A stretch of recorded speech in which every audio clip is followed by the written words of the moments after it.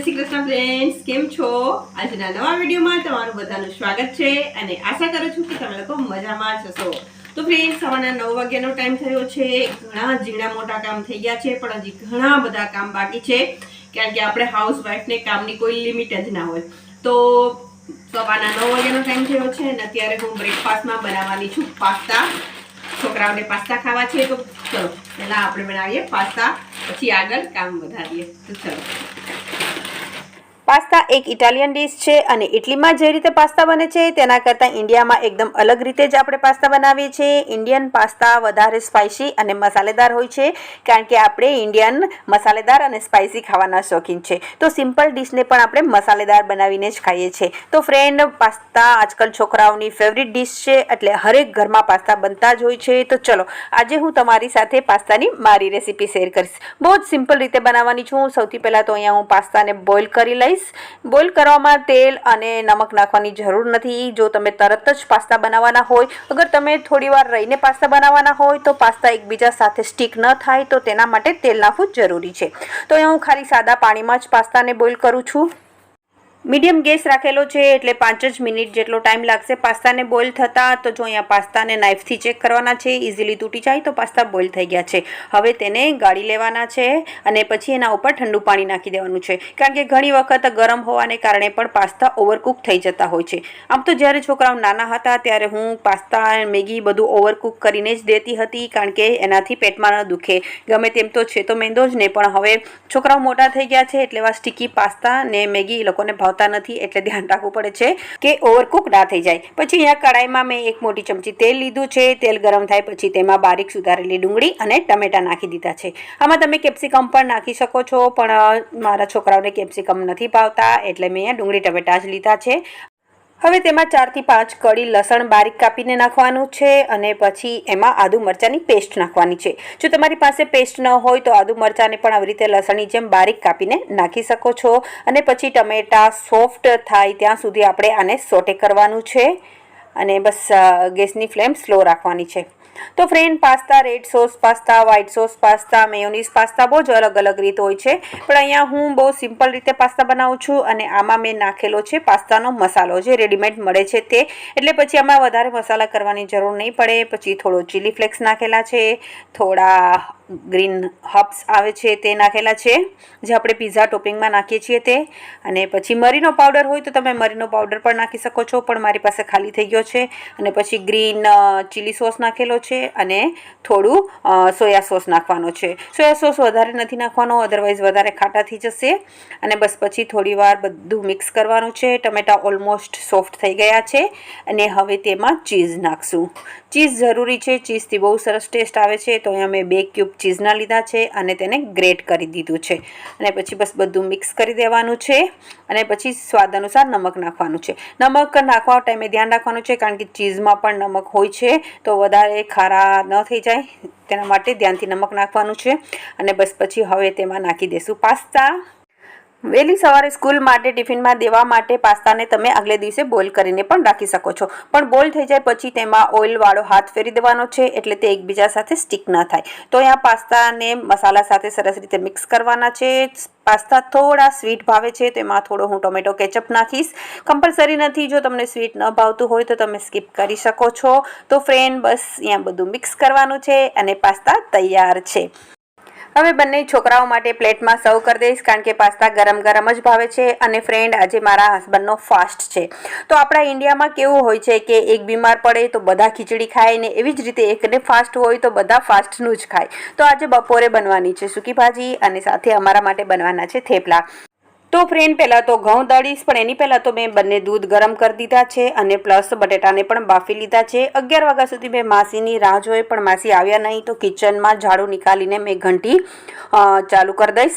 તો ફ્રેન્ડ, ઘંટી ઘરમાં હોવાનો એક બેનિફિટ તો છે, પણ સાથે સાથે એક લોસ પણ છે કે જ્યાં સુધી લોટ ચાલે ને ત્યાં સુધી ઘંટી નીકળતી જ નથી. મારું તો ખાસ એવું છે કે એકદમ લોટ પૂરો ન થાય ત્યાં સુધી હું ઘંટી નીકાળતી જ નથી, અને છેલ્લે એન ટાઈમે જ્યારે મારે લોટ જોતો હોય ત્યારે જ હું ઘંટી નીકાળું છું. તો આજે પણ ઘઉં દળાશે, પછી જ થેપલા બનશે. તો અહીંયા મેં ઘઉં દળવા માટે મૂકી દીધા છે અને પછી હું જતી રહી હતી ગ્રોસરી કેળા લેવા માટે.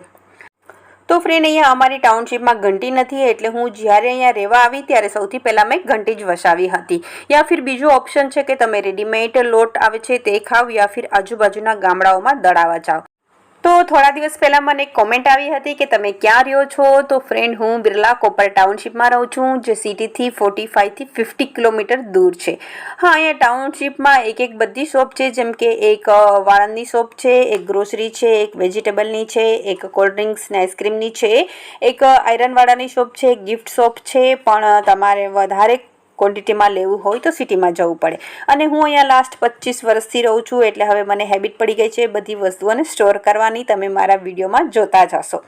તો આજે સ્વીટમાં રસ નથી, તો એના ઓપ્શનમાં હું બનાવીશ ઇલાયચી અને કેસરવાળું દૂધ. તો બસ અહીંયા દૂધની મલાઈ નીકાળી દીધી છે. અને હા, હવે કાલનું દૂધ છે. આજનું દૂધ આવી જાય પછી જ હું કાલનું દૂધ યુઝ કરું છું, કારણ કે અહીંયા દૂધની પણ પ્રોબ્લેમ થાય છે. 2 જ વખત દૂધવાળો આવે છે, અને એ પણ જે લોકોને સવારે આપે છે એ લોકોને સાંજે નથી આપતો. મીન્સ કે ટાઈમ રાખેલા છે. 2 જ આખી ટાઉનશીપમાં દૂધવાળા આવે છે. આમ જો તો અહીંયા 700 જેટલા ક્વાર્ટર છે, તેમાં 2 જ દૂધવાળા છે. તો દૂધનું પણ પ્લાનિંગ કરવું પડે છે. અને અહીંયા મેં દૂધ બનાવી દીધું છે. કાલનું હતું દૂધ, કારણ કે આજે આવી ગયું છે. અને પછી હવે બનાવીશ થેપલા.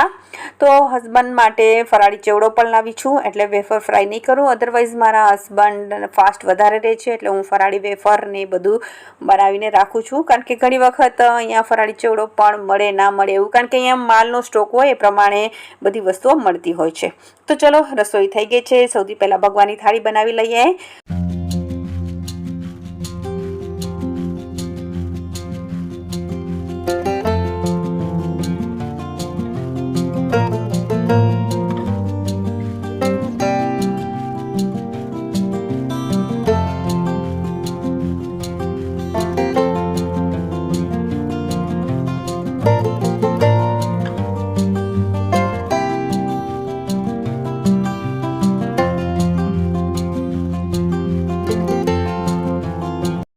તો ફ્રેન્ડ, લંચ થઈ ગયું છે અને હવે પાછી ઘંટી સ્ટાર્ટ કરી દઈશ, કારણ કે થોડી ઘંટી ઠંડી થઈ ગઈ છે. ગરમી બહુ છે તો ગરમ પણ જલ્દી થઈ જાય છે, અને વધારે ગરમમાં ચાલુ કરીએ તો પછી અંદર લોટ ચોંટી જાય છે. આમ તો એની કેપેસિટી 1 કલાકની છે, પણ હું એક વખત દળી અને થોડી વાર રેસ્ટ આપું છું. અને હવે તમને સીધી મળું છું બપોરે 3 વાગે. આજે મારી ટ્રેનિંગ છે, તો મેં સૌથી પહેલાં તો ચા બનાવી લીધી છે, કારણ કે ચાની હેબિટ છે, તો તેના વગર કંઈ કામ થાય જ નહીં. તો અહીંયા ચા પીશ અને મારી ટ્રેનિંગ કરીશ. અઠવાડિયામાં 3 થી 4 વખત મારી ટ્રેનિંગ હોય જ છે, અને ઓલમોસ્ટ ટાઈમ 3 વાગ્યાનો જ હોય છે. અને હવે પછી સીધી મળું છું સાંજે 7 વાગે. તો ફ્રેન્ડ, અહીંયા ઘંટીનું કામ પતી ગયું છે. 2 લોટના ડબ્બા દળાઈ ગયા છે, તો 2 મહિના જેટલો આરામ. આ વખતે મારે ખાલી ઘઉંનો જ લોટ દળવાનો હતો. મીન્સ કે ચોખાનો છે, ઢોકળાનું છે, ચણાનો છે, ઘઉંનો જાડો લોટ છે. આ બધા કામ આ વખતે નહોતા. અને હા, આજે માસી નથી આવ્યા, તો ઘરમાં લોટ છે, તો મારે ઝાડુ પોછા પણ કરવાના છે. અને સાથે સાથે ઘંટીને બંધ કર્યા પછી મેં કપડાનું મશીન સ્ટાર્ટ કર્યું હતું. હસબન્ડના યુનિફોર્મ જ છે, તો તે ધોવાઈ ગયા છે. તો સૌથી પહેલાં તો તેને સુકાવી દઈશ. બહુ જ પવન છે, એટલે 2-3 કલાકમાં આરામથી સુકાઈ જશે. ડ્રાયર થયેલા હોય એટલે જલ્દી સુકાઈ જાય છે. તો બસ અહીંયા કપડાં સુકાવી અને પછી ઝાડુ પોછાનું કામ કરીશ. અને આજે ડિનરમાં બનવાની છે સાબુદાણાની ખીચડી. બધા માટે સેમ જ બનવાની છે, કારણ કે બધાને બહુ જ ભાવે છે. તો બસ અહીંયા કપડાં સુકાઈ દીધા છે. જો ફ્રેન્ડ, કેટલો પવન છે તમે જોઈ શકો છો, અને એટલી જ ધૂળ ઘરમાં આવે છે. એટલે હું પવન છે, ગરમી છે, તો પણ ઘર બંધ જ રાખું છું, કારણ કે તમે જોઈ શકો છો, જો અહીંયા કાળી માટી જ દેખાય છે એકલી. કચરો નીકાળીએ ને ત્યારે. તો બસ અહીંયા 2 રૂમ મેં સાફ કરી લીધા છે. હવે કિચન અને હોલમાં ઝાડુ નીકાળીશ, અને પોતું પ્રેષિતા મારશે, અને હું ત્યાં સુધીમાં ડિનર બનાવી લઈશ.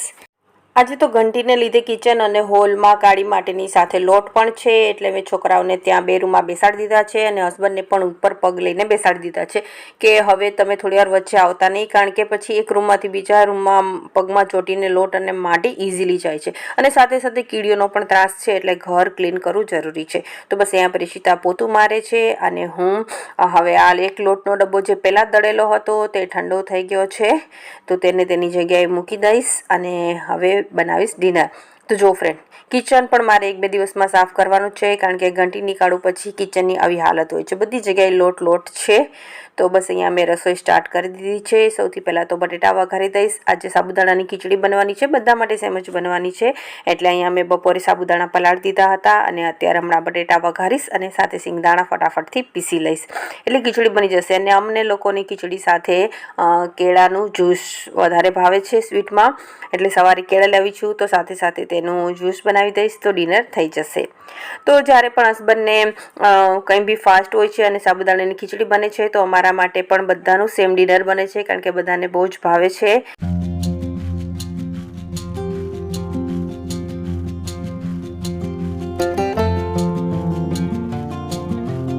તો ડિનર બની ગયું છે અને હવે થોડી વાર રેસ્ટ કરીશ, પછી ડિનર કરશું. તો ફ્રેન્ડ, બહુ જ ગરમી છે, તમે જો અડધી કલાક પણ કિચનમાં રહ્યો અને એટલો પસીનો વળે કે તમને ડિહાઇડ્રેશન થઈ જાય, એટલે પાણી તો પીતા જ રહેવું પડે છે. તો બસ અહીંયા થોડી વાર ફેન નીચે બેસીશ. અહીંયા ટેબલ ફેન પણ ચાલુ કરી દીધો છે. ટોપ ફ્લોરનું ઘર છે એટલે ઉપરથી પણ ગરમ જ લાગે છે. સવારના 4 વાગ્યા પછી થોડી ઠંડક રહે છે, તો ટેબલ ફેન વધારે ઇફેક્ટિવ રહે છે, તો સાથે સાથે ટેબલ ફેન પણ રાખેલો છે. અને જો અહીંયા ખીચડી બની ગઈ છે અને સાથે સાથે બનાના શેક પણ તૈયાર જ છે. તો પછી જમી અને કિચન ક્લીન કરી દીધું છે અને અહીંયા મારું નાઇટનું કામ કમ્પ્લીટ થાય છે. અને હવે ચાલુ થશે મારું એડિટિંગનું કામ. તો ઘર સાથે યુટ્યુબ બિઝનેસ બધુંને લીધે મારું શિડ્યુલ થોડું બિઝી થઈ જાય છે. તો ચલો ફ્રેન્ડ્સ, આજનો વિડીયો અહીં કમ્પ્લીટ કરું છું. ફરી પાછા મળીશું નવા બ્લોગમાં નવી સ્ટોરી સાથે. ત્યાં સુધી બાય, ટેક કેર.